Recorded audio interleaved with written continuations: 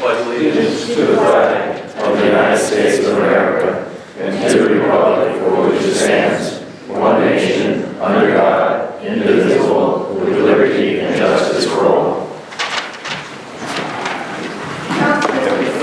Here. Mr. Douglas. Here. Mr. White. Here. Mr. Monahan. Here. Supervisor Fitt. Here.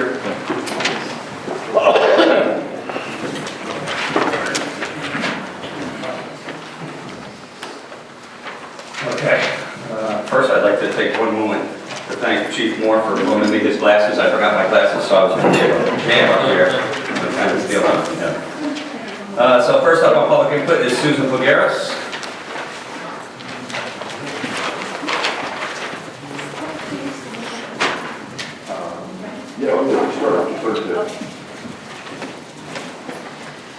Thank you. Susan Fulgaris, 87 Mott Farm Road. I just have one well, no I don't. I have a couple of announcements. Sorry about that. But You wait. almost said short, didn't you? I almost said short and I changed my mind.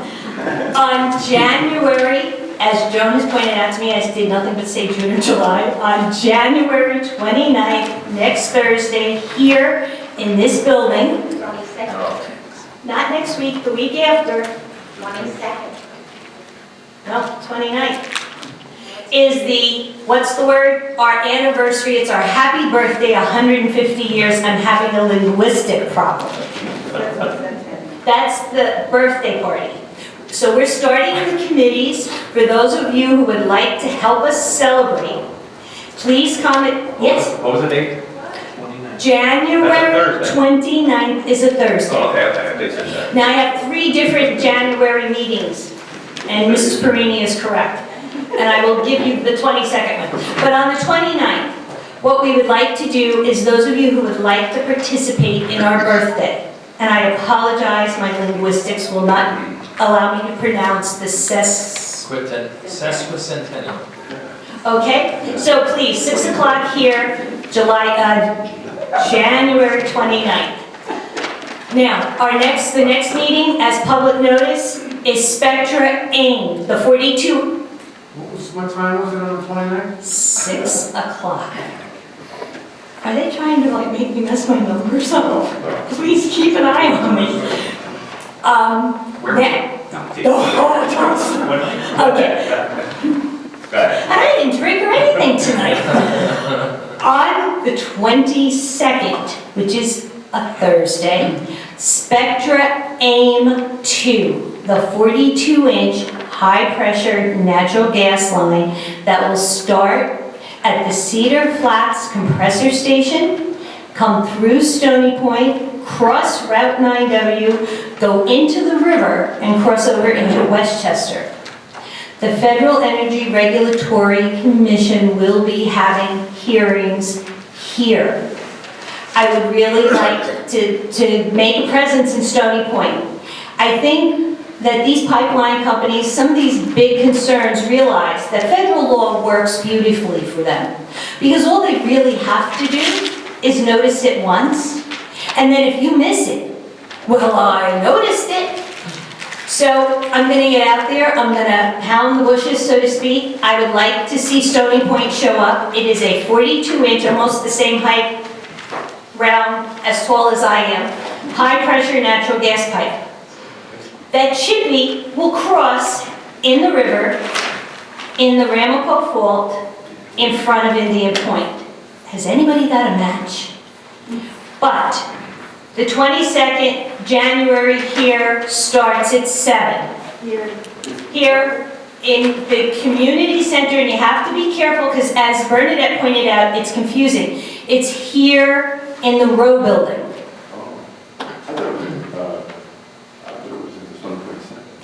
No, it's here. They use the wording, I'm not quite sure.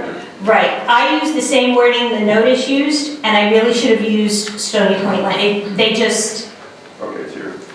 it was identification. So Spectra will be here on the 22nd of January, 7 o'clock.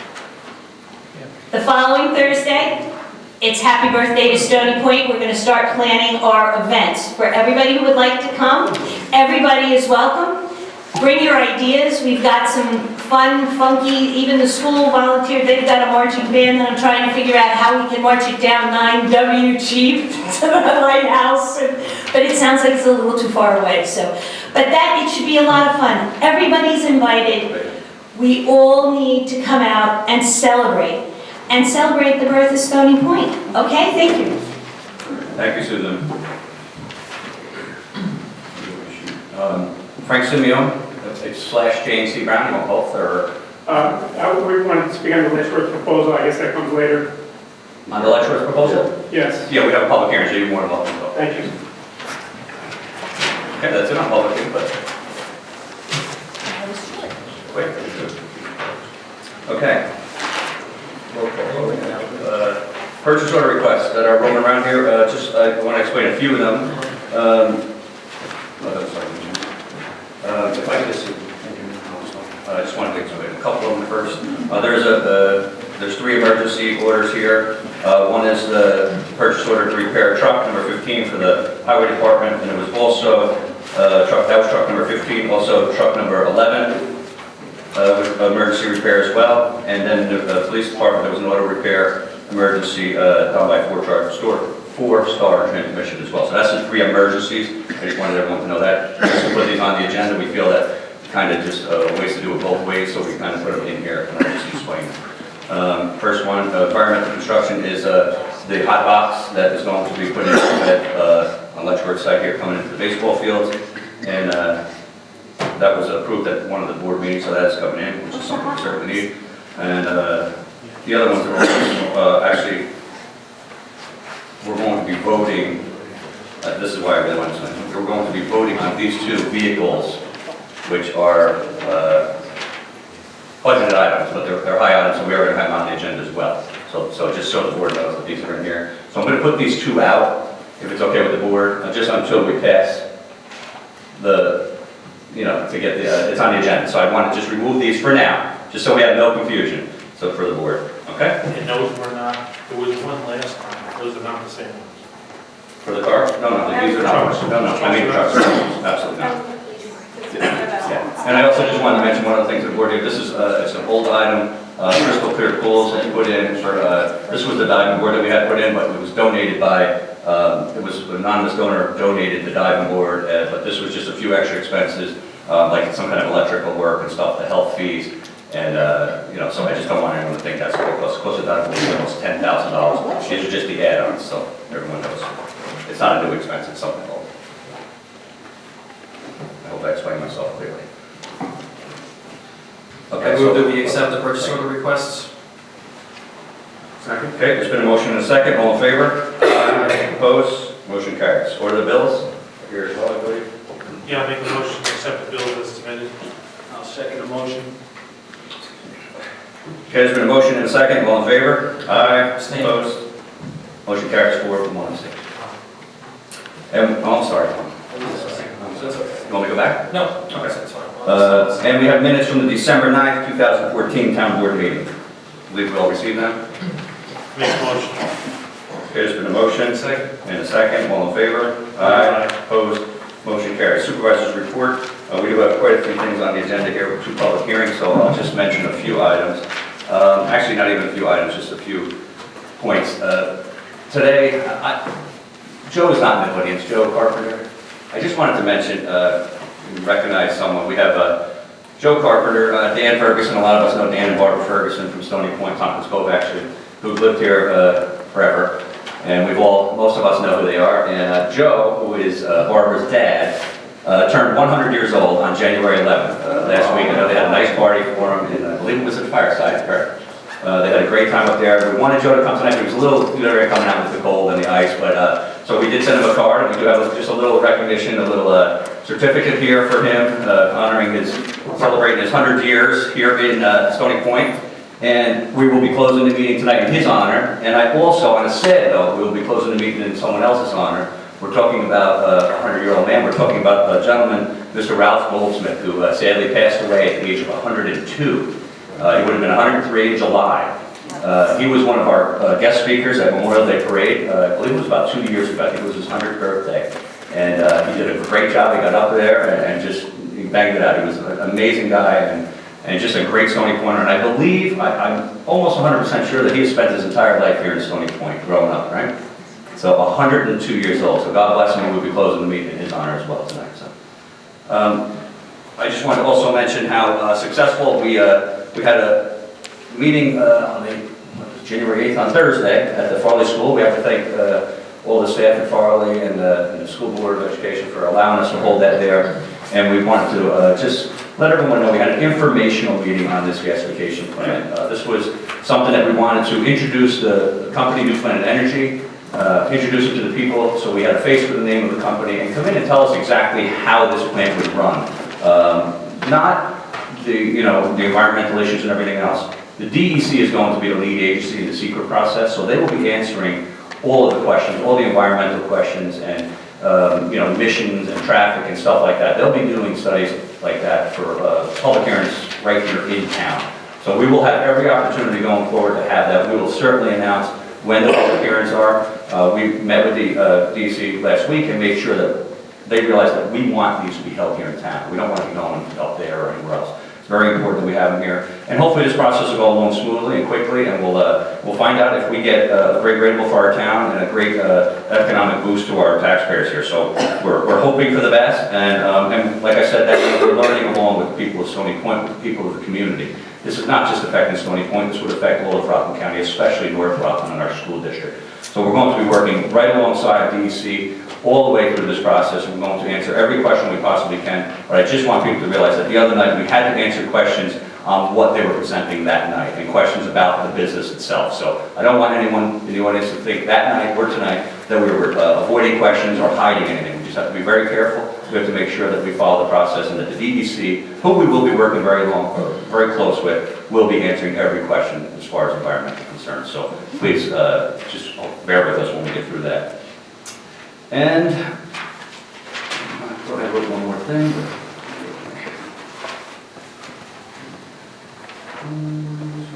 Oh, and I want to mention the polar plunge. Our polar plunge on Super Bowl Sunday is coming up. That's 3 weeks, so be ready to go swimming if you can do it. And there'll be music down there. I know Tom, I don't think Tom's still here, Tom Osa will be there. I know he usually gets up there and plays a little bit of the drums. And so we look forward to that. And it's a great cause. We freeze a little bit, but we're raising money for, I believe it's 2 sick children this year. I don't have the names in front of me, so I apologize. But again, do come out and support such a great organization. What's the date? It's Super Bowl Sunday, whenever that is. February 2nd or 1st, I believe. February 1st. And it usually starts around noon, I believe. So you have plenty of time to get home for the game. Okay, that's all I got. Police Department report, Chief Moore.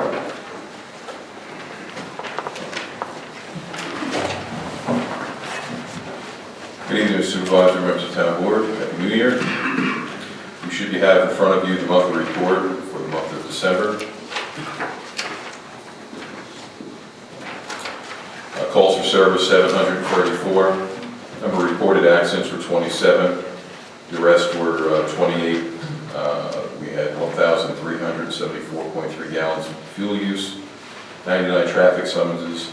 We had 4 youth officer-sponsored events. Installed 2 child safety seats, ran 2 commercial vehicle enforcement details, one of them with the rest of the state and the federal government on the New York State Thruway, and we ran 3 stop DWI details. We had 48 hours of training and collected $95.50 in fees. We participated in the town tree lighting with over 300 youth and residents. We had 7 of our explorers assist in that. We had the senior brunch attended by some 280 seniors, assisted by the Stony Point PDA and 25 youth volunteers. PAL held a holiday dance at Kirkbride Hall, attended by 156 youth and assisted by 6 of our explorers. We conducted lockdown training with all school principals and assistant principals from North Rockland School District, and we continued our regular checks in schools. I have for you my time record for the month of December.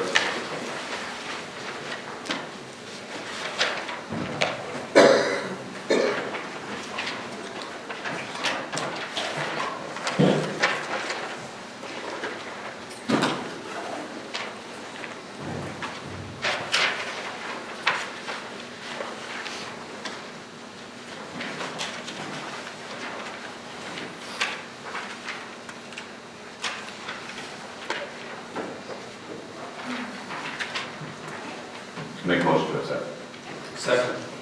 Okay, there's been a motion to accept the chief's statement. All in favor? Aye. Opposed? Motion carries. Okay, you should also have in front of you the department overtime and sick leave report for the fiscal year 2014.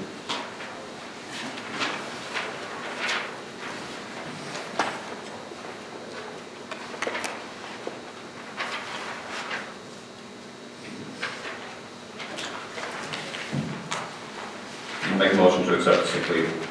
Second motion. There's been a motion and second. All in favor? Aye. Opposed? Motion carries. Okay, the last thing on my agenda, we have an item on the regular agenda, but just to speak to you about anticipated retirements. We spoke during the budget process. Supervisor and I have spoken regularly about this on a number of occasions. We have one of our detectives who's going to be retiring.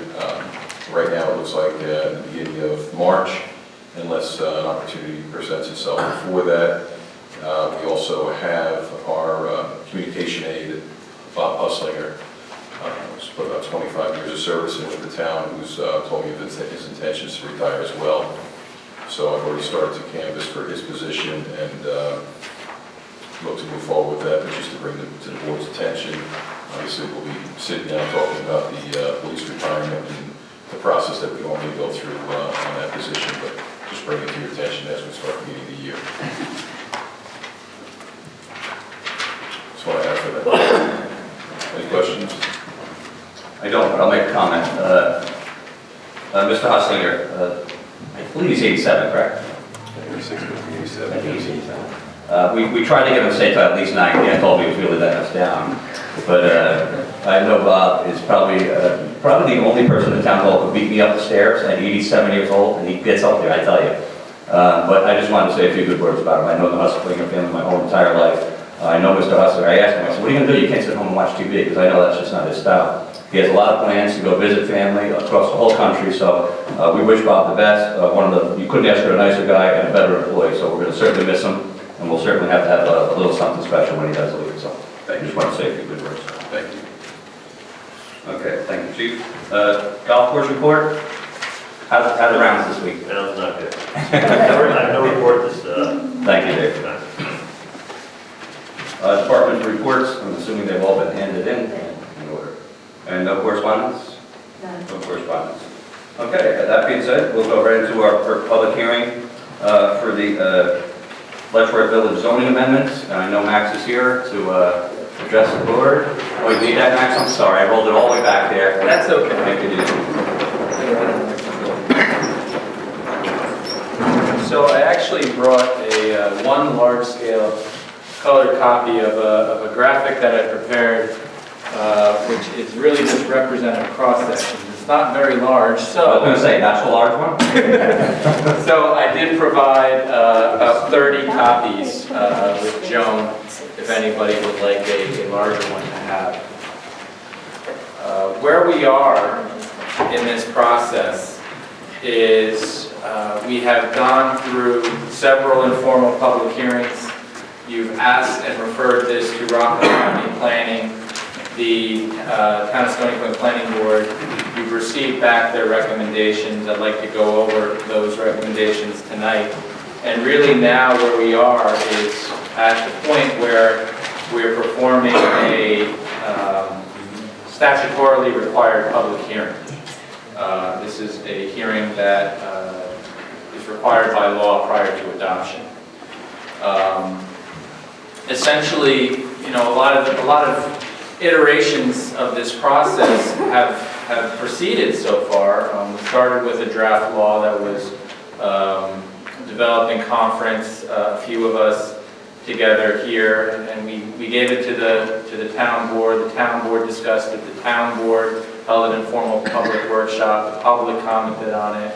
The town board has required revisions to it. Went to the planning board. The planning board came back and has also suggested some revisions to it, most of which are in the vein of making things less rigid. For example, part of the provisions that were required had limitations on the types of hotel rooms that could be built. We wanted bigger hotels, rooms, with more amenities, more spa services, more pools, more recreation. I think the planning board's thoughts in that respect were, let's not be so rigid, let's give a little bit of leeway for a hotel to come in and tell us what they usually do, and for the planning board to be able to say yes or no to that. I think beyond that, what also has been recommended has been some flexibility with regard to restaurants. The restaurants, I believe, we originally said that they must occupy 50% of one of the existing buildings here. I think the planning board felt that that was restrictive, that if somebody wanted to build a new restaurant here, if somebody wanted to use a smaller than 50% section for a restaurant, if somebody wanted to build a hotel with a restaurant or incorporate a restaurant into retail, that those are all adequate and fine uses of the site. And so they wanted a relaxation of that requirement. And lastly, really where they went was, we had proposed that some of the neighborhood retail that could be used at Wilbur Hall could also take place in Kirkbride. And they just felt that Kirkbride is fine as it is now. They don't think that's an appropriate reuse for Kirkbride. And they really just didn't want to see it being used for small retail uses in that vein. Other than that, I really think the planning board was very supportive of the proposal, and in fact they've actually indicated that they support the adoption of the law. We also heard back from the County of Rockland. The County of Rockland had a number of comments as far as opportunities have to be given for several agencies to review this local law and comment. When they make those suggestions, they also forward the plans over to those agencies. They have also brought to our attention that the town of Haverstraw must be given an opportunity. I verified with Joan and Barbara that the notice was in fact sent to Haverstraw of this public hearing, along with directions on where the law can be found on the website. So they have been given an opportunity. In terms of actual more substantive comments, they had suggested that a minimum lot area be stated for each use. And the idea is that right now Letchworth Village is pretty much located on 2 tax lots. And they saw subdivision as preceding any future development. That's actually the reason why we didn't require minimum lot areas, is we felt that the town board could, if they want, subdivide the property to make these into bite-sized pieces that prospective builders could actually buy 1 or 2 of these parcels, piece them together, and make a proposal. Beyond that, there's really very little reason to have a minimum lot size, again, because the whole underlying basis of this zoning district is that the town does own all these properties. And so you're going to be dealing with the development application as it comes in. So you'll be able to tell them you need to have more land, you need to have less land, because frankly they're going to be buying it from you. With regard to their item 6, they make a correction as to a reference in the law that will be incorporated. With regard to their number 7, this particular law provides relief from several provisions of the code. The reason why it does this is because when we started out drafting this law, we wanted it to encourage interest, encourage development. So we wanted the code to provide certainty as to what can be built. We didn't want a prospective developer to read that there were these provisions governing hotel uses, but then there might be other pieces in the code that would affect it. So we went through the code and we exempted it from several sections because frankly, most of those sections aren't relevant. And we felt this was one of them, and that has to do with restrictions on lot development in the SR and RR districts. And those are restrictions that govern development on steep slopes, primarily. And that, in fact, is what the county raises. And they suggest that there are steep slopes in the front end of this property facing Willow Grove. But In fact, they aren't steep. They're on average about 10% slopes coming up from Willow Grove. So I think that just requires a clarification on our part to let them know that this property doesn't have any steep slopes within the area that would be available for development. With regard to their 8th comment, they talk about a provision that exempts this overlay district from adhering to the viewshed protection zone, as you'll recall back from when we were doing the zoning. But this property wouldn't have been in that zone anyway. So again, it's really for clarity to make sure that somebody coming in knows that they're not going to be subject to that. The fact is, they're not in the viewshed protection area anyway, as we identified it on the map, as we were discussing during the comp plan process. Number 9, again, another exemption was the stream protection law and the wetland regulations. They do bring our attention to the fact that there is a DEC wetland that technically enters the property in the very southeast corner that's associated with the pond. Frankly, if it's a DEC regulated wetland, you can't do anything within 100 feet of it. And there really is no latitude on that.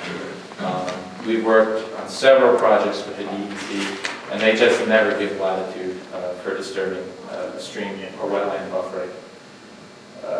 So we could in fact remove the provision, but again, I think it's just providing clarity to the applicant. They would still have to provide conformance with the DEC regulations, whether or not we held them to our local regulations.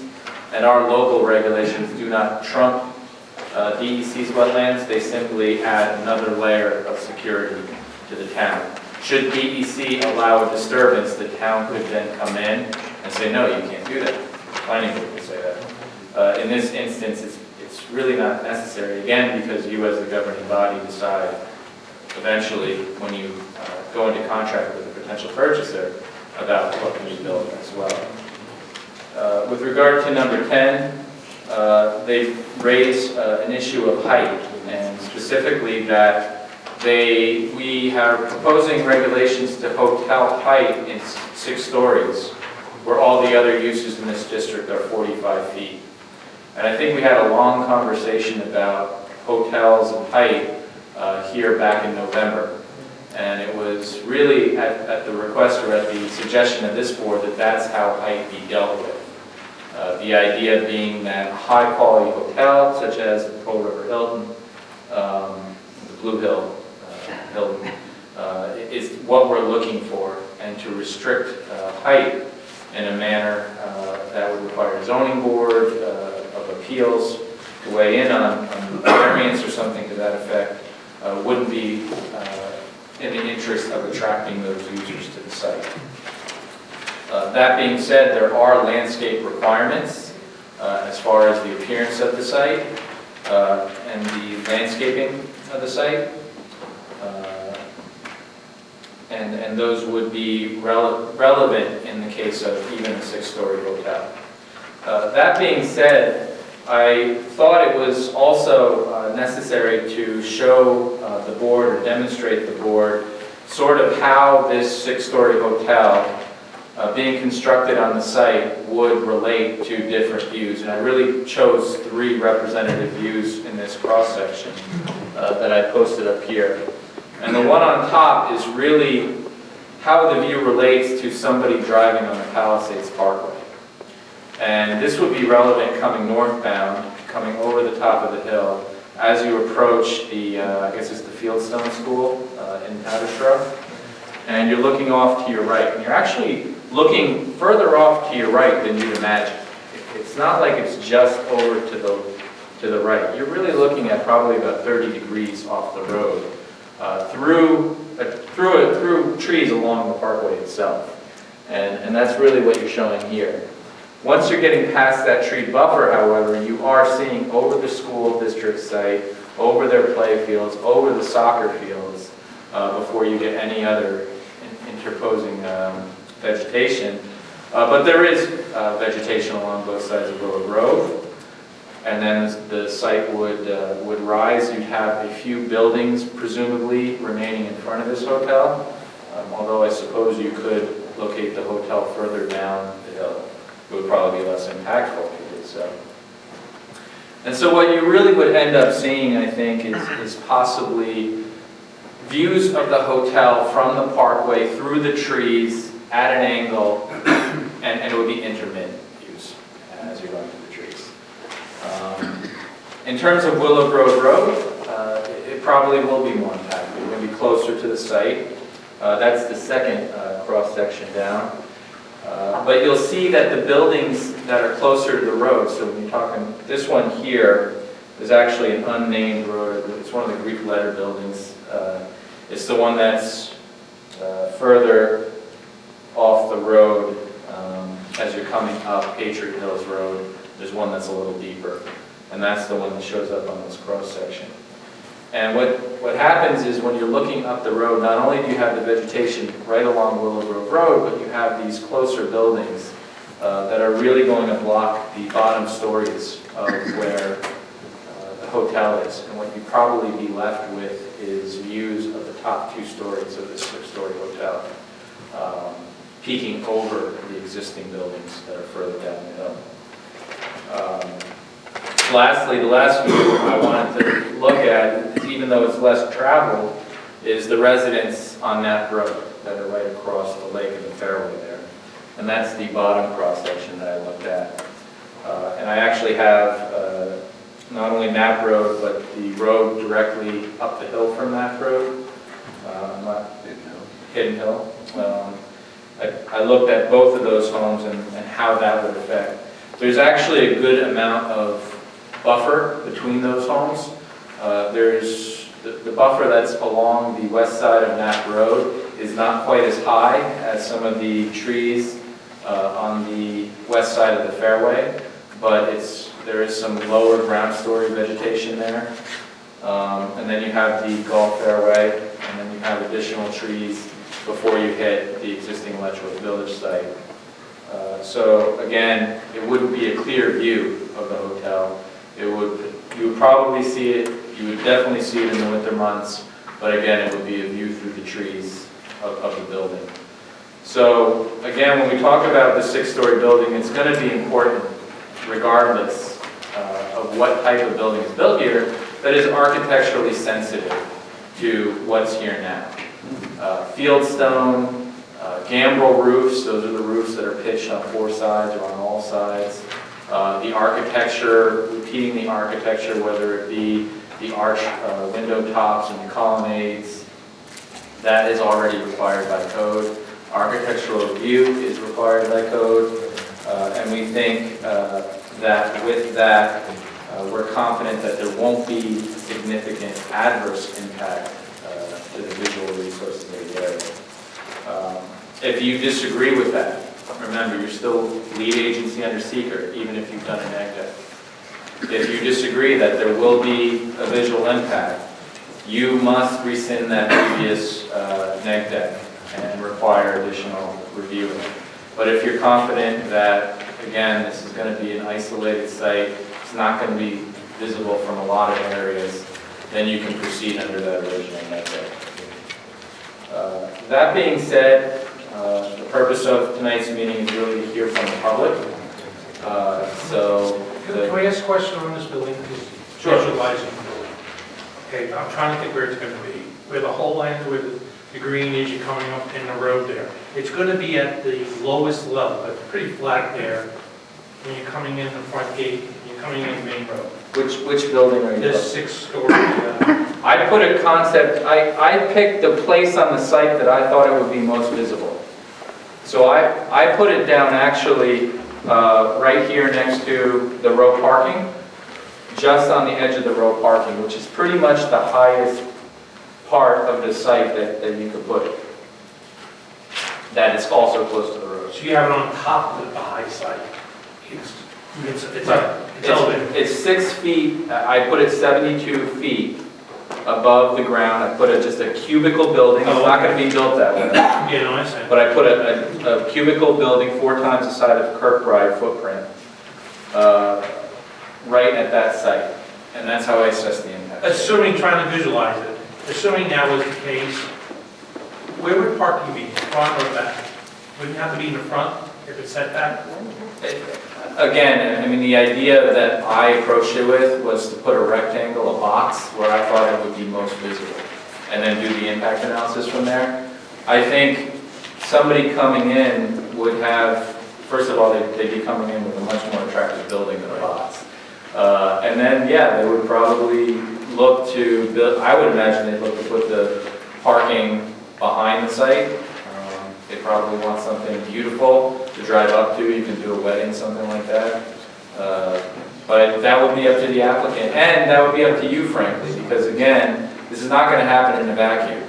You're going to go out, you're going to market the site to potential partners, and when you go and when they bring proposals to you to buy the site, you're not going to say yes or no sight unseen. You're probably going to want to see visuals of what they're looking to build. This is just a massing and a sightline study. So, I mean, the parking can go anywhere. I mean, you can have a L-shaped building and, you know, there's a lot to No, what I'm saying, the train, the way it is, like, got the pro shop, the cop, clubhouse is elevated, you're going up the hill there. Right. And a day like today, you'll see it because of the way the weather is. And it's, but in the summertime, you don't even see that.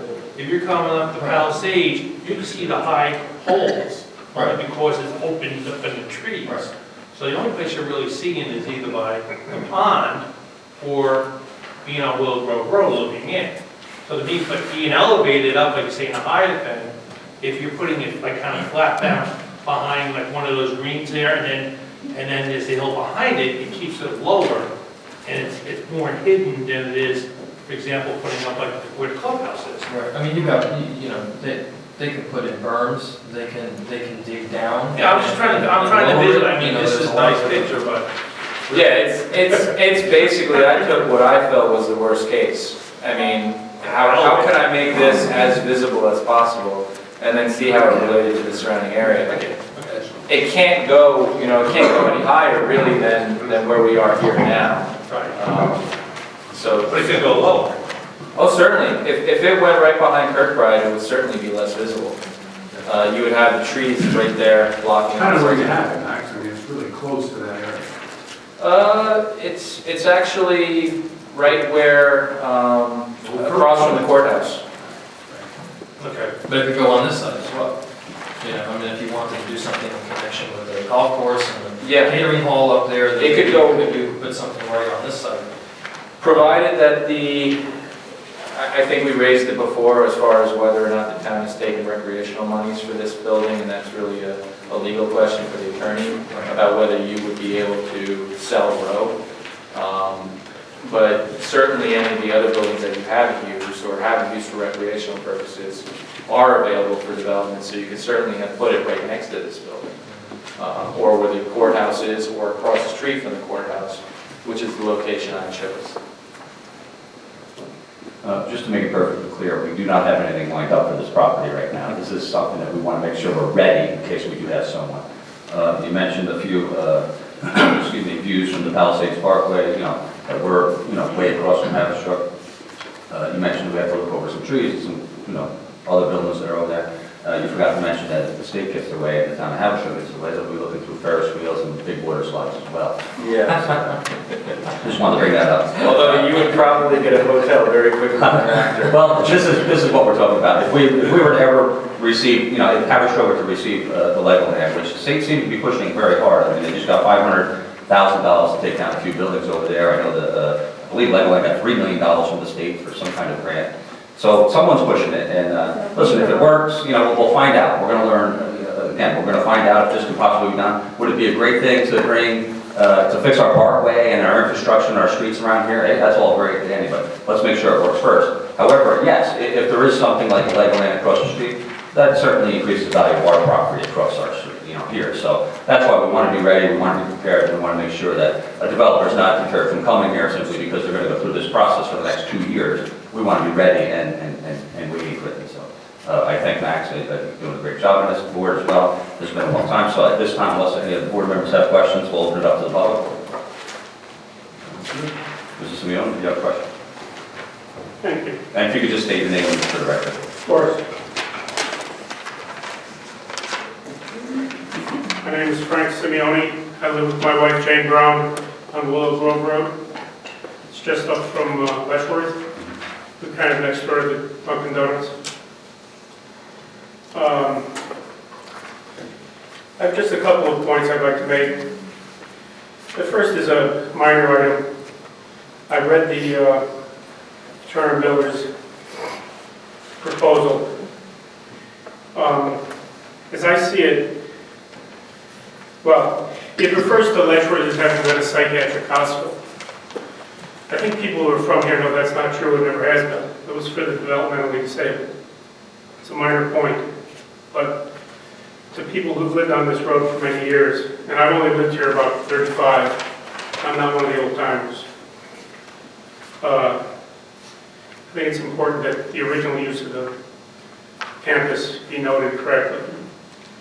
I also know some of the blogs that I've read, some disparaging things said about what went on at Letchworth. I think those are misinformed also. People who I bought from, the people who I know, were very proud of what Letchworth was. And they never liked to use the fact that the residents at the Letchworth facility as a crutch or in any way to, let's say, disparage Letchworth generally. I remember when I first moved in, I was concerned about having sidewalks.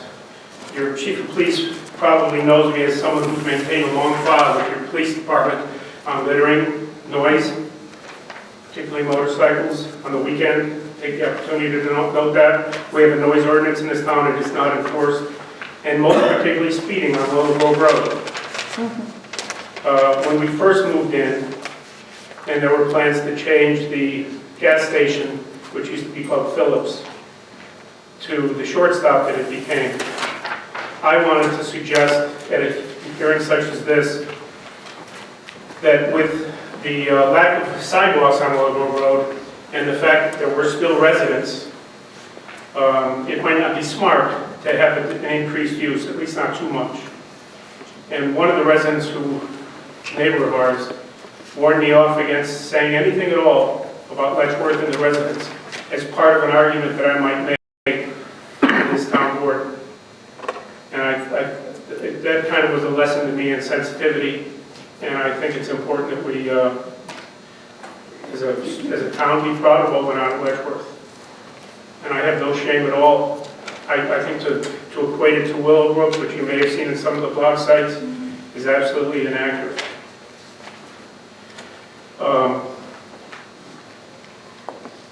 I'd just like to make two main points. First of all, the idea of an overlay I don't like.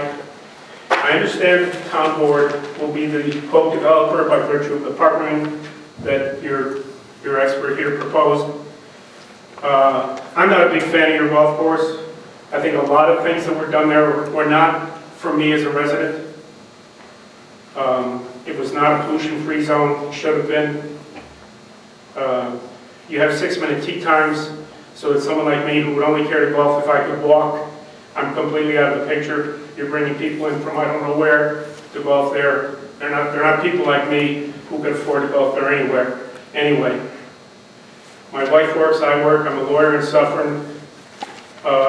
It's not as if we're poor. We consider ourselves quite fortunate for our work. My wife is a speech pathologist. We both have what we consider fairly respectable jobs. But I couldn't pay the tee times here.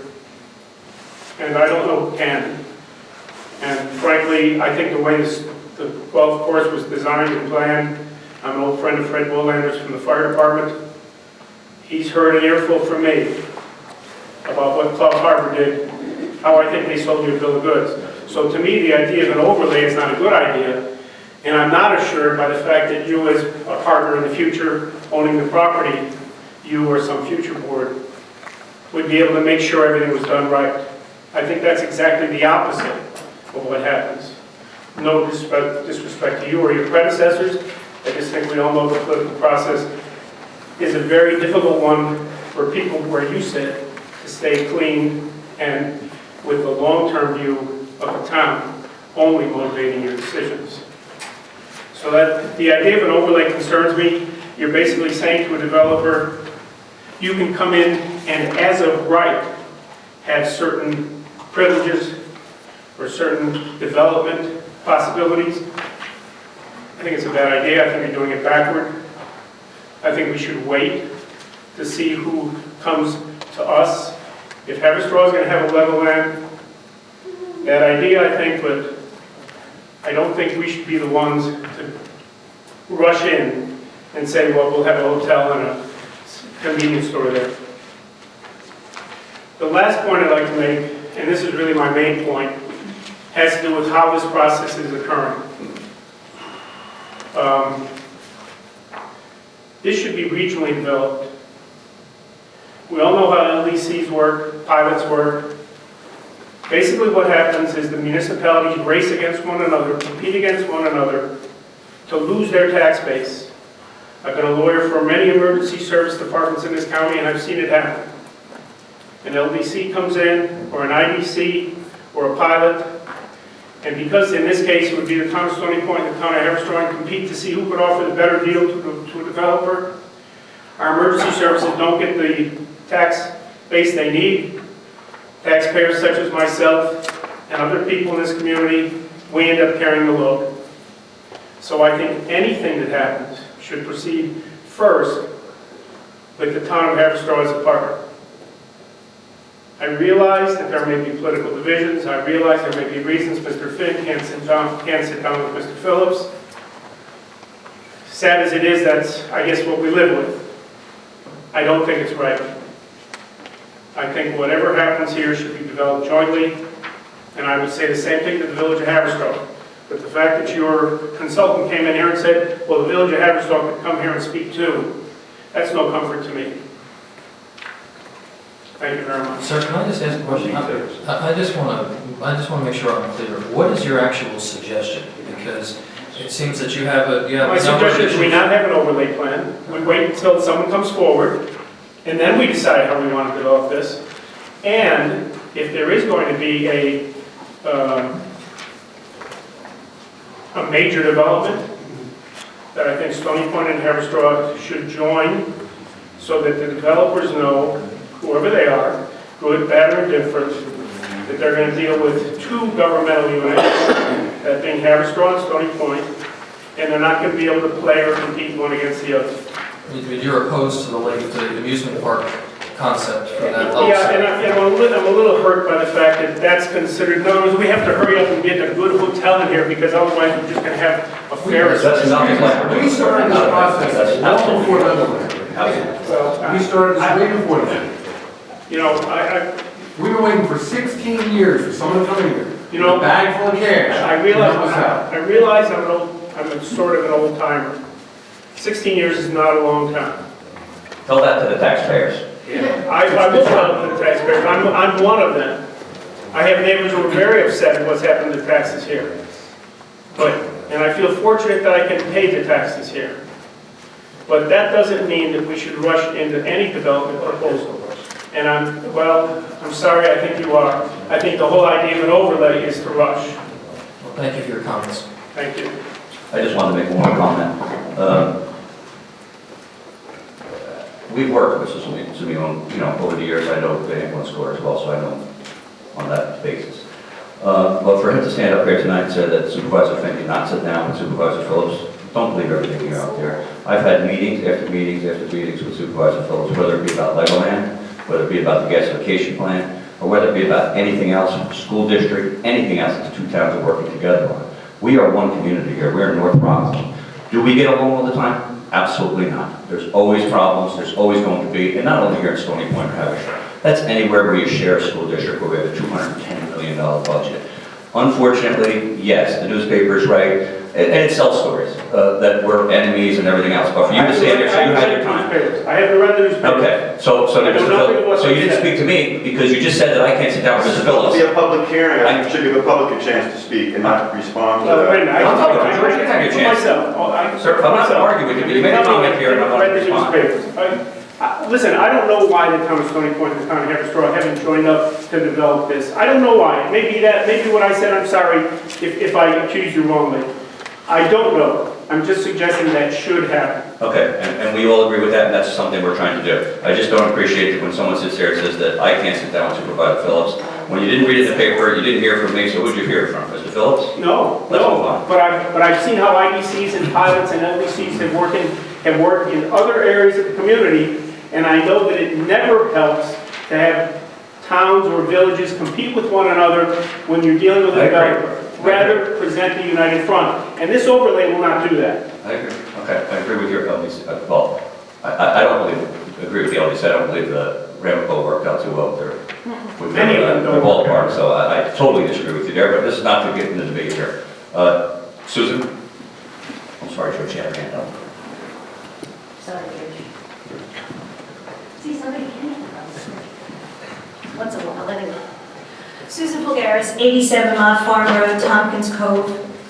I think this issue is going to be a hot one no matter how it's addressed, because I do agree with you, sir. I think we need to very carefully look at how Letchworth will be developed.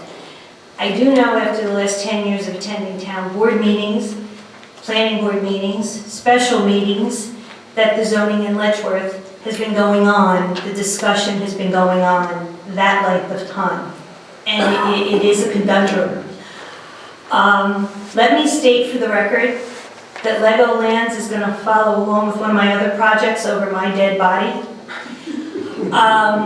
We do not need a water park in North Rockland. If Lego Lands comes to fruition, it will force the building of the desal plant, and that was a 5-year hard battle. We don't need something that would add careless, unplanned for use of water. I don't want to hear gray water. I don't want to hear it can be processed. I don't want to hear that it can be reused. The joint regional sewage plant is 40 years old. It wasn't made to process that kind of waste. Oh, wait, oops, we forgot to tell you. You got to pay to build a new sewage plant. And you know Stony Point, the hookup? Well, if you're going to hook up, it's going to cost you not $4,500, but it's going to cost you $10,000. By the way, you can't use gray water in a water park because gray water is non-potable water. So if some kid swallows the water, you can't use it. I didn't mean, I'm just saying, those are some that people have come out, well, you can recycle. I'm like, oof. But anyway, my point is, I agree with you, sir. We need to somehow work together, and I'm going to leave that to those 5 men up there. The next thing is, I was probably some part of what was on the internet. I have wonderful, fabulous stories from my father, from my grandparents, from Robert Phillips, who lived on Willow Grove Road, whose house sits next door to the Dunkin' Donuts, and that house is almost 200 years old. And the stories are wonderful and fabulous, and the people were special and gifted. So there can be no shame in what was there. I would like to propose that if a developer does come in, that if it's a hotel, a spot, an area, a recognition of what Letchworth was and is, and it's something we will deal with our birthday, and make sure that we have plenty of material that presents what Letchworth truly was. The next thing, and that I will fight for. We will get the history, sir, and I would invite you to come to our committees. We will get the correct history of Letchworth out there. I will make sure of that. And I know there are lots of people here who feel the same way I do.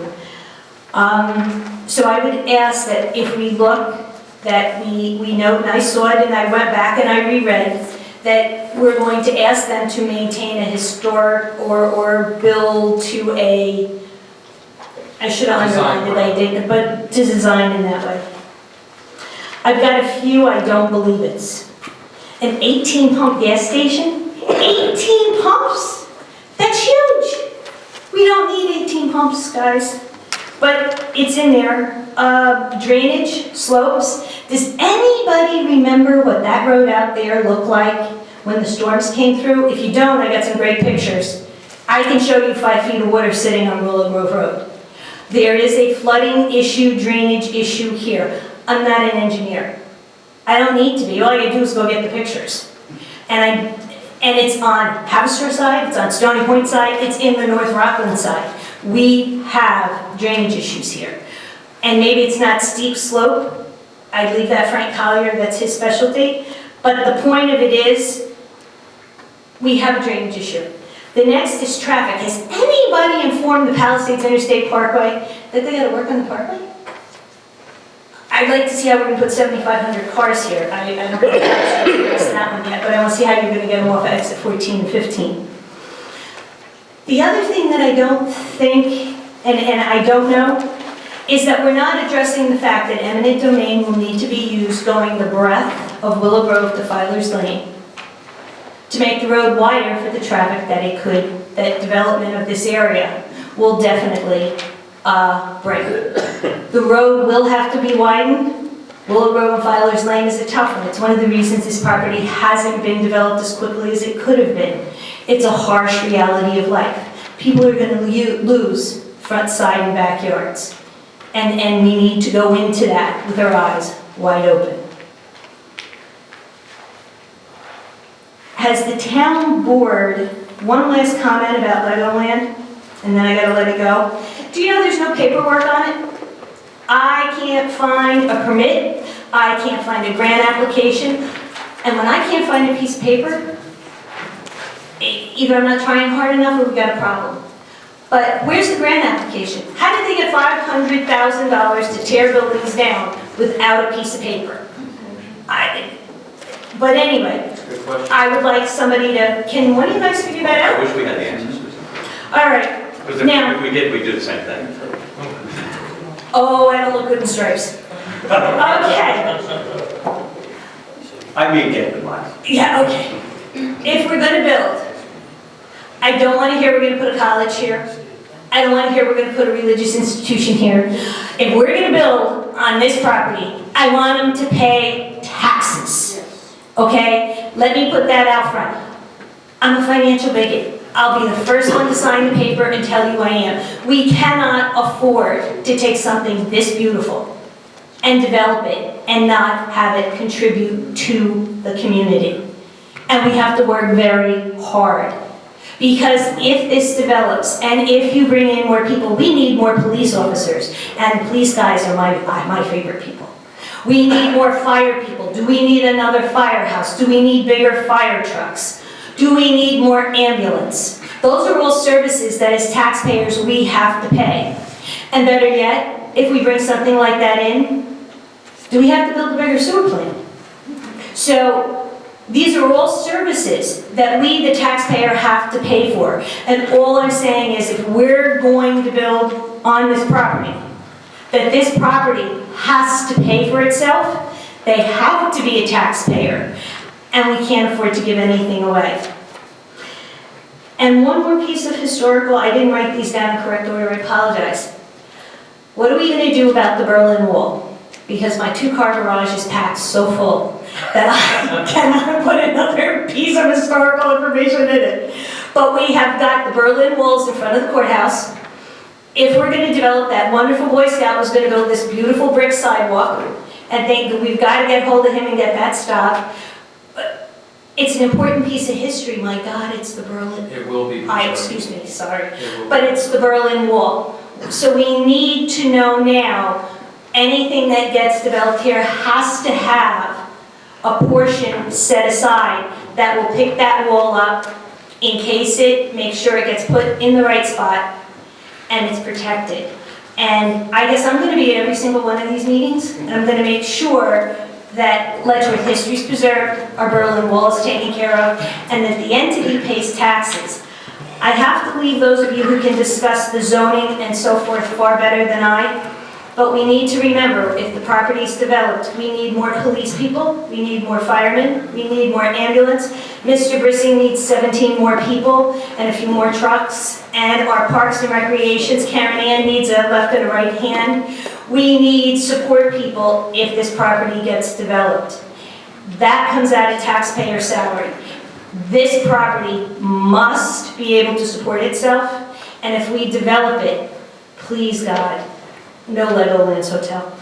Thank you. That's me. George?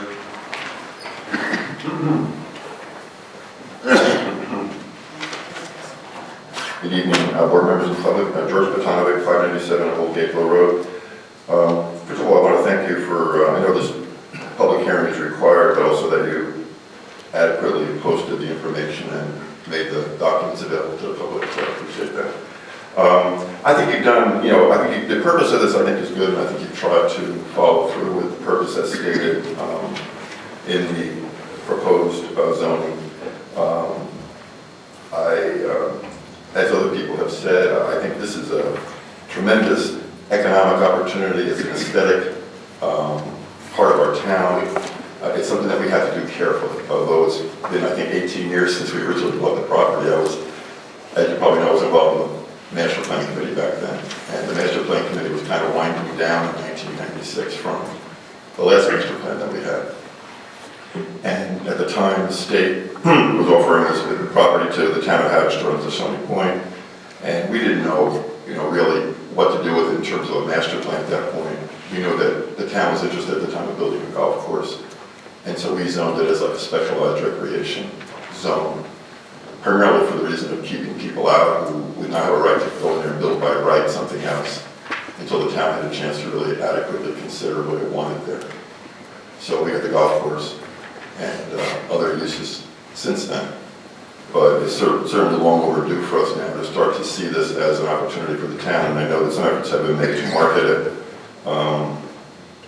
I have to believe that it has value for its location and for the town.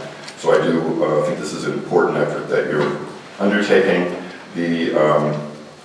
Particularly in the purpose, I like the idea that you're mentioning that the manor that preserves the historic architectural elements of and the importance of its local history at some point. I think that should be a priority. Many people, we've had hearings on this in the past, and I think by the big majority of the people in the town believe that we should do more to save these buildings. Unfortunately, they've been sitting there for so long. I'm not sure what can be done, but you couldn't build buildings like that today. And they should be looked at as a real asset, not something that's, well, just see how cheaply we can tear them down and get rid of them. We have asbestos problems, but just look at those buildings, they're beautiful. So I think we ought to try to do whatever we can. And I know the way this plan is set up, it encourages people to do adaptive reuse of the buildings, which I think should be encouraged. I think the hotel probably is, the hotel idea I've always believed is probably the most important thing we could do on that property, if nothing else. Not so much for the Legoland, because I agree with what Susan says. I do not want to see a Legoland across the street, but certainly for our golf course and our effort that we've already invested in this town. It's kind of ridiculous that we don't have a decent place for people to stay in North Rockland when they come to a wedding or a function at our facilities. And I think that could maximize the use of that for other kinds of uses, for conferences that might include golf and all kinds of things. So it seems to me that would be a #1 priority. I know the town is looking at the possibility of subdividing the property. I'm not sure if that's a good idea, because you'd like to have somebody come in and give them some flexibility in terms of what they want. If you get a major hotel that wants to come in, I would think you'd try to work the plan in so they could get theirs in before you put in, for example, a gas station up front, which I'm not so sure I think is a good idea, especially with not 18 pumps. And also then you start to think about hiding what's behind it, and whether that's going to minimize or reduce the significance of some of the other things that we have in terms of the architecture and the Kirkbride Hall. So I guess I would like to see us prioritize these things in terms of what we think the priority is, and give preference to those things. And then the smaller other things we can fit in around it, that's good. I'm not so sure I like the idea of neighborhood retail, personally. Originally with the golf course, when the property was going to be purchased by the town, Seton Hurley was a supervisor then, and he had proposed like a 7-Eleven on a portion of that property up on Willow Grove Road, which Space completely opposed at that point. They wanted to just put a 7-Eleven there, in the middle of everything else. So the thing is, I don't know if I like this idea. It tends to bring a lot of litter and stuff. And I realize you're saying that it's not a home for a lot of people. You have to also think about whether you're going to be bringing business away from your business district in 9W if you do something like that as well, and whether that makes economic sense.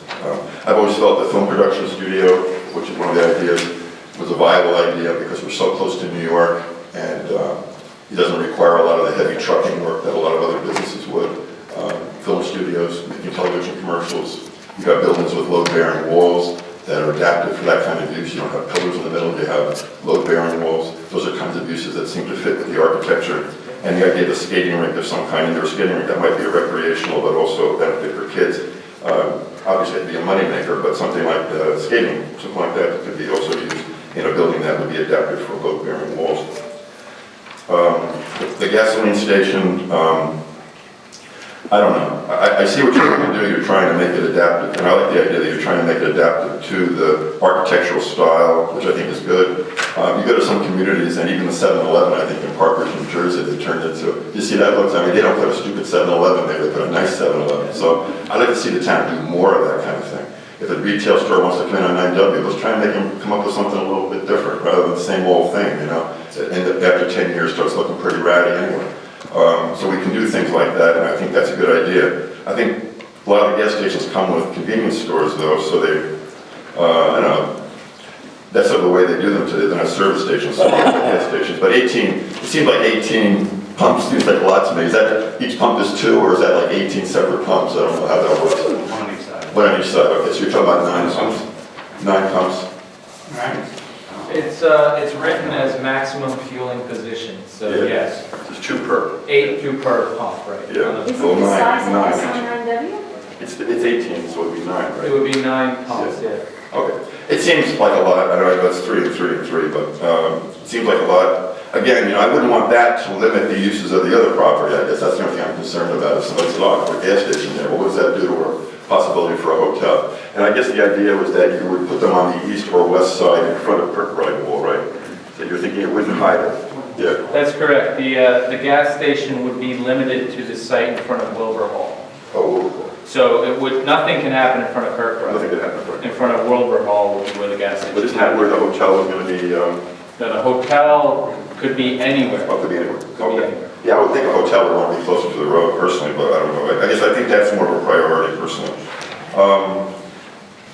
There are some specifics in the law that I just wanted to bring to your attention. One, under the section 215-142, which is the first section, and then it's number C, adaptive reuse permitted.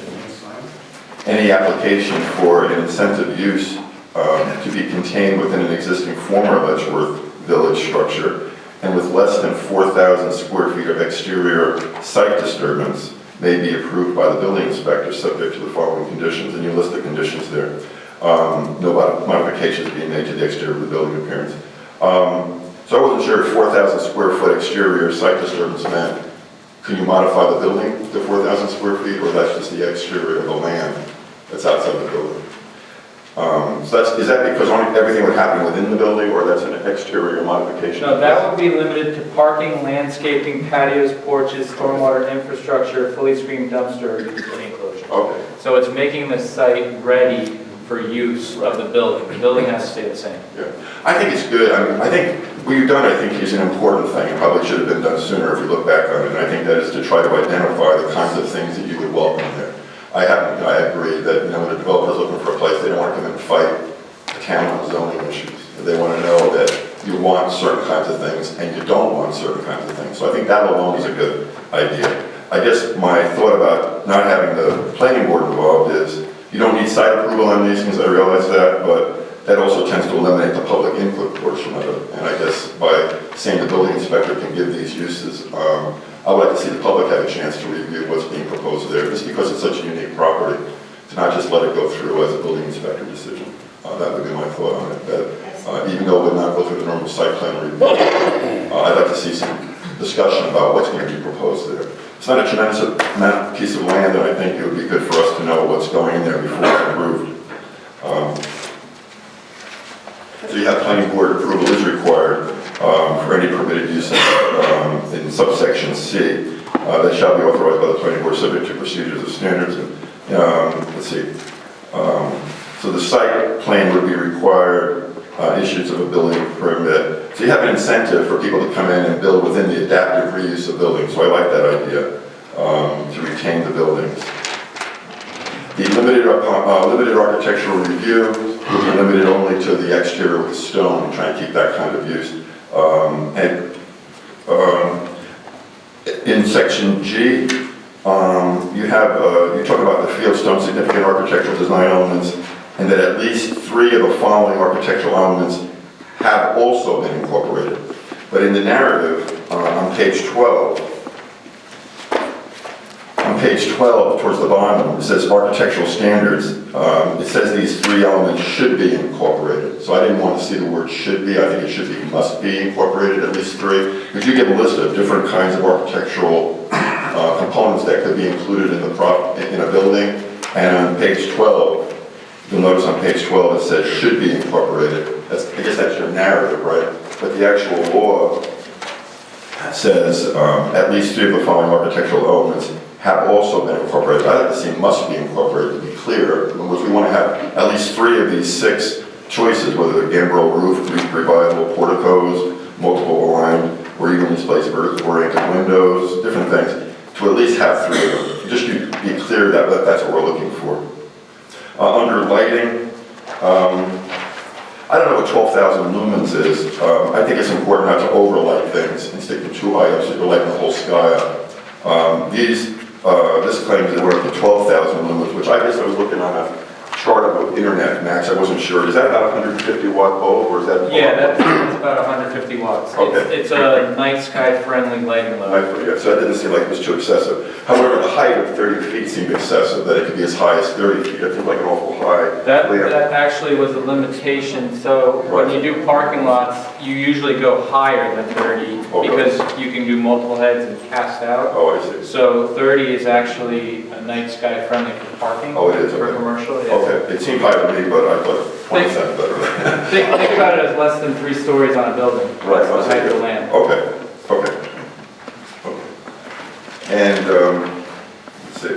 Oh, in the narrative, we talk about Kirkbride Hall being, am I referring to the right thing? Is that the narrative part and then there's a law part? Yeah, the first part is really a plan that was done, and rather than sort of do a plan and the zoning, we packaged them together and get into the village. Right. So when you're reading the second part, that is the law that I'm proposing. Right, the law is specific, right. So I'm just referring to that because the narrative in this case on page 13 talks about Kirkbride Hall to be maintained or incorporated. No application shall be approved that results in the removal of more than 75% or modifies the facade. So 75% seemed high to give that a maximum of 75%. That was in your narrative. In the law itself, under Kirkbride Hall, what does it say? Okay.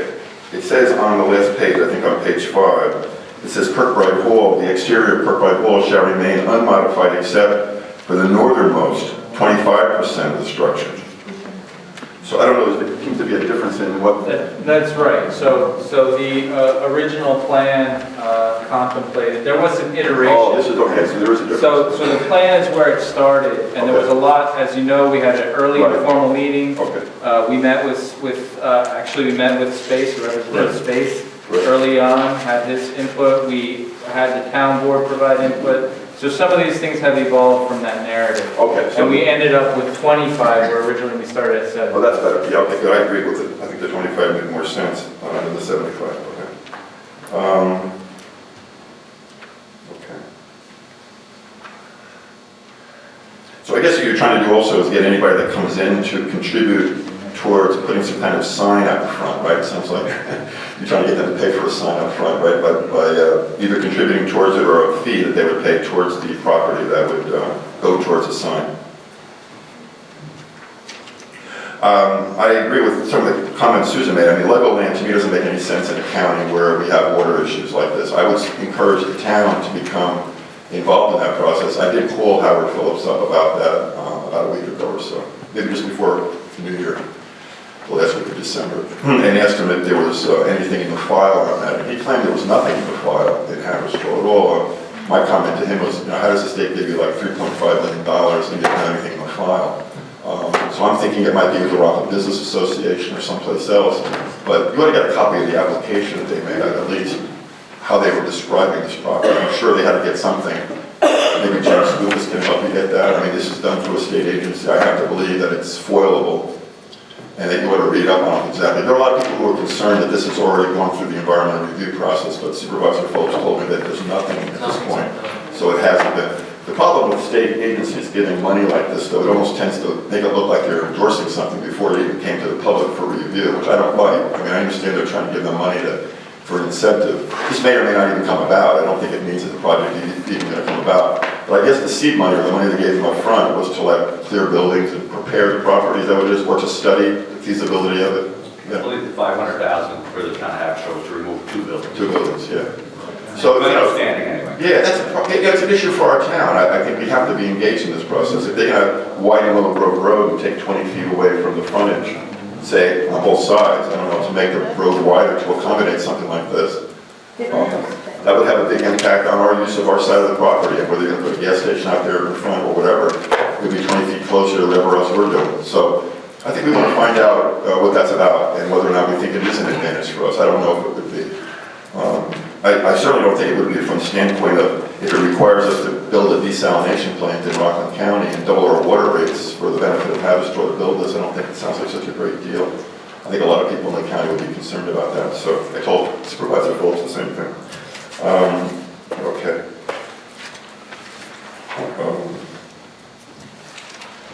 I think those are most of the questions I had. Touch upon the subdivision idea. So I know that you want to make the property ready for people to come in. I guess what I'm concerned about, I think from the concerns that were raised about this overlay zone, I would feel the same ways. I don't want you to give too many exclusions to somebody coming in. I want you to tell them what we want, what we don't want, but let's make sure we keep control over what is being proposed. You know, that we don't go into this now after 18 years, we don't have to make sure we're going to get what we want there. And that it's done in an order that gives us the most opportunity to put in there what we really need. Because it's easy probably to get somebody for a retail store up front, but I'm sure the idea of getting a hotel is going to be a little more involved. So I guess I want us to think about what our priorities are for the benefit of the town and for the benefit, I see that property as benefiting our investment we've already made in this golf course. And I happen to agree with a lot of the comments about the golf course. It did not go as expected for the town at the time, and we really ended up being misguided. I was very involved in that. In fact, Space sued the town on that issue, did not follow a proper review, and would not build according to what was expected, and the number of amount of golf that was being projected at the time.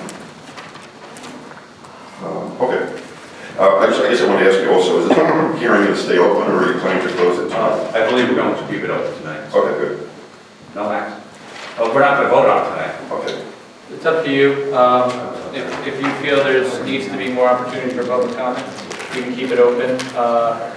At some point, I think, I don't know if George, you have any more comments? No, I think it's done. Okay. Go ahead. Thank you very much. I don't know if you're satisfied, you hear the comments, you know, I can incorporate the comments that were suggested by the planning board and Rockland County Planning. I can come back to you with another version if you have any other inclusions or deletions or changes you want. But certainly I can have a law ready for your adoption at the next meeting. Okay. I think that would be my but again, this is still open now. If anybody else is in the audience, I don't want. Is there anyone else that wants to speak about the public hearing? No? Okay.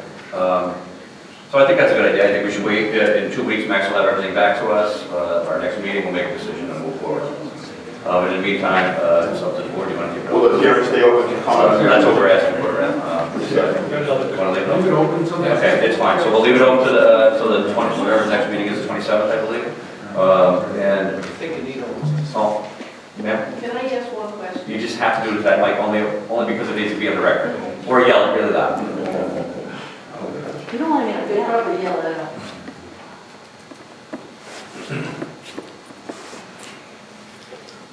I'm Anita Babcock from 8 Rosetown Road in Tompkins Cove. And I'm just wondering, is this going to have spotlights and everything around like a carnival? Because I don't go for that. Are we talking about our side or Lexburg? I mean, or Legoland? Because Well, we have nothing hopefully right we now, can- we have nothing that would have anything like that. Yeah, well, Lego Land, on the other hand, I can't speak for what that is, because nobody seems to it'd know. be like a carnival. Actually, this would prohibit those type of lights. Right now, you could have them without this. With this, they would no longer be allowed. You have the lighting restrictions in the draft. It's nice to see country, not all of the lights. Thank you, Mr. Chairman. There's one other thing that I don't know if it's, I just think it merits clarification, is there's nothing in the zoning that has anything to do with LDCs, IDAs, or CDAs, or the ability to do a pilot. All of those things are outside the jurisdiction of this board or this law. So one really has nothing to do with the other. The CDA, the IDA, those are county agencies. They make the decision about whether to issue a pilot or not. Could Matt just explain the overlay zone idea, why that's a good idea? It's like, maybe people don't know that one better. The idea of an overlay zone is you have, a zone is a mapped area that controls the way you build real estate. An overlay zone just is additive to what's underneath. So basically what we're saying is we have zoning here today that allows a range of public recreational uses. We're not stopping that. This will continue to allow a range of recreational uses. What the overlay district is, it sits on top of that zoning and says, in addition, you can go by this process that allows different things to happen, including applications for adaptive reuse by the building inspector, and these additional uses that would all be, again, not uses permitted by right, as was stated, they would be conditional uses of the planning board. So it's an additive zoning structure. It is not replacing what's there now. It's not used by right. None of these will be uses by right except for the adaptive reuses. So reuse for a film studio, reuse for a restaurant, reuse for any of the uses identified here will be by right, and actually will only require a building permit. Anything like the hotel, the retail, the restaurant, the gas station, all of these larger scale uses, all are conditional uses of the planning board. I just want to make a statement about it. This is a very involved situation that the 7 years Jeff and I have been together on the board, Jeff here before me, some of the misconceptions that I heard tonight, and some of the things I was surprised at, is there's only representative of a couple individuals. So I don't know if, George, if you're representing space and how many people are involved representing, that you're representing. I did read the blogs. I had part of that email chain. I responded one day about asbestos, and it was all over the place. And some of the history, I do not know personally the history, and some of it was contradicted tonight, and a lot of us were involved in the golf course, some of them were involved in the golf course. But what's important is, for the 7 years here now, this place has stayed vacant, went through a depression economic times. Ratables has been a problem. 4 years ago, when I was running for, or 7 years ago when I was running for office, the situation was such that there were signs on every street, people selling their home, worried about the taxes. That's been said today. Susan, you made a comment tonight about taxes. You made it about ratables. Okay, tonight, no, that was great. I mean, I was surprised at that comment from yourself, based on comments you said previously. That was a very surprising comment for me, because of the type of things that you would want to see here. So when we get down to it, there seems to be a consensus. But we don't have Representative George, who made a favorable comment tonight relating to complimenting Supervisor for getting it out. Usually it's the opposite, that not enough people are here. But there's only 3 or 4 people made comments, and this is how many times, and unfortunately, you people have made comments in previous meetings where keeping it open. So keeping it open, another meeting, another 2 meetings, to have the same comments be brought up. We're not getting the crowds that are coming in here to make this comment. The coffee clutch, you go down to the Bee's Nest, go down to Delhi Central, they'll tell you, I can't afford to live here anymore, I want the ratables. We've had 100 hotels, golf courses, every kind of imaginable thing come in here over the 7 years I've been here, and nobody's been able to ante up with a deal.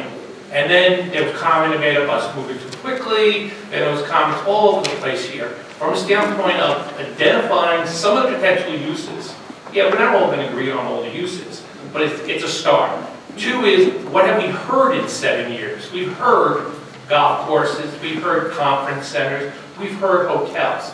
We have nothing to do with Lakeland. We have nothing to do with how he's doing. He doesn't tell us what he's doing. Remember when he built, he had the trail out there, and he was doing condos, and he had and then a couple months later, all of a sudden, they came and took all the trees and all the pots and took it out. They had nothing to do with that, no knowledge. And Jeff does speak to them, but from the standpoint of it is, they don't worry about their side too. They've got a big set of property, they got ratables too. And we're worried about the county, we're worried about the North Rockland area relating to the school taxes, which affects both of us from that standpoint. And so whatever's happened in the Lakeland over there, we're not involved in it one iota. We would never ask about it, that I'm aware of as a group. We never were brought into meetings relating to it from that standpoint. I don't think anybody up here is for it. I may be speaking for myself. I don't think anybody's for it. I totally agree relating to keeping it green and reading the history. But the history, we're not 50 years ago. We're not 30 years ago. We've got to pay for this town. And how are you going to pay for the services? We've got to do something here. The safety issues, the asbestos. Somebody made a comment on the blog that, oh, I do this, and I do this all day long, whatever. It took us $10,000 just to fix the bathroom in this building here when we got a grant. We had to raise extra money because of asbestos. Have you ever done anything in your house and you take off the tiles outside? It's $5,000, don't even touch the house. Where I worked, they did a roof. It cost $100,000 to come in the suits to take the things off the roof. The building's only 30 years old. So, I mean, this is ridiculous. Can you imagine